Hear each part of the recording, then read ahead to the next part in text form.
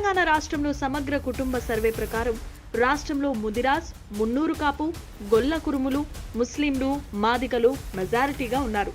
సార్వత్రిక ఎన్నికల్లో కుల మతాల ప్రాతిపదికన సీట్ల కేటాయింపు కొంత జరిగినా మంత్రివర్గ విస్తరణ వచ్చేసరికి కొన్ని కులాలకు తీవ్రమైన అన్యాయం జరిగిందని అంటున్నారు నేతలు.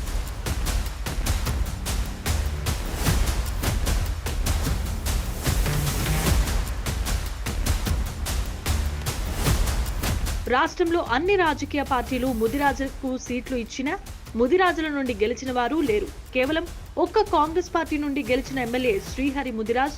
జనాభా ప్రాతిపదికన ముదిరాజులో జనాభా ఎక్కువగా ఉంది కనుక ముదిరాజ్ కులంకు ఒక మంత్రి పదవి ఇవ్వాలని ముదిరాజ్ సంఘ నేతలు కోరుతున్నారు. మరొక వైపు తాజాగా పార్లమెంట్ ఎన్నికల ప్రచారంలో సైతం రేవంత్ రెడ్డి మాట్లాడుతూ శ్రీహరి ముదిరాజ్ కు మంత్రి ఇస్తానని హామీ ఇచ్చారు. కానీ మంత్రివర్గ విస్తరణ అయ్యే వరకు వేచి చూడాల్సిందే అంటున్నారు నేతలు. మరొక వైపు యాదవ సామాజిక వర్గం కూడా రాష్ట్రంలో మెజారిటీగా ఉన్నారు. అయితే యాదవులకు మొదటి విడతలో మంత్రివర్గంలో చోటు కల్పించలేదు. ఇప్పటికే యాదవుల నుండి బీర్ల ఐలయ్య ఉన్నారు. యాదవ నేతలు తమకు మంత్రివర్గంలో చోటు కల్పించాలని అధిష్టానం పెద్దలను కలుస్తున్నారు.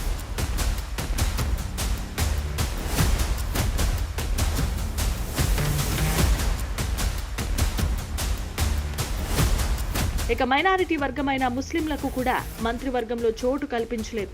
జనాభాలో ముస్లింలు కూడా పెద్ద సంఖ్యలోనే ఉన్నారు. అయితే ఇప్పటికే ముస్లిం సామాజిక వర్గం నుండి ఒక్కరు కూడా ఎమ్మెల్యేగా గెలవలేదు. ముస్లిం కోటాలో అజారుద్దీన్, షబీర్ అలీ, ఫిరోజ్ ఖాన్ లాంటి వాళ్లు తమకు మంత్రిగా అవకాశం ఇవ్వాలంటూ అధిష్టానం దగ్గర లాబియింగ్ చేస్తున్నారు. ఏది ఏమైనా చివరకు సీఎం నుండి మంత్రుల వరకు జనాభాలో తక్కువగా ఉన్న అగ్రకులాల నాయకులు మెజారిటీ మంత్రులుగా ఉంటే జనాభా ఎక్కువగా ఉన్న కులాలు మాత్రం తక్కువ సంఖ్యలో ఉన్నారు. మంత్రివర్గంలో సీఎంతో కలుపుకొని ఓసీలు 7, ఎస్సీలు 2, బీసీలు 2, ఎస్టీ 1 ఉన్నారు.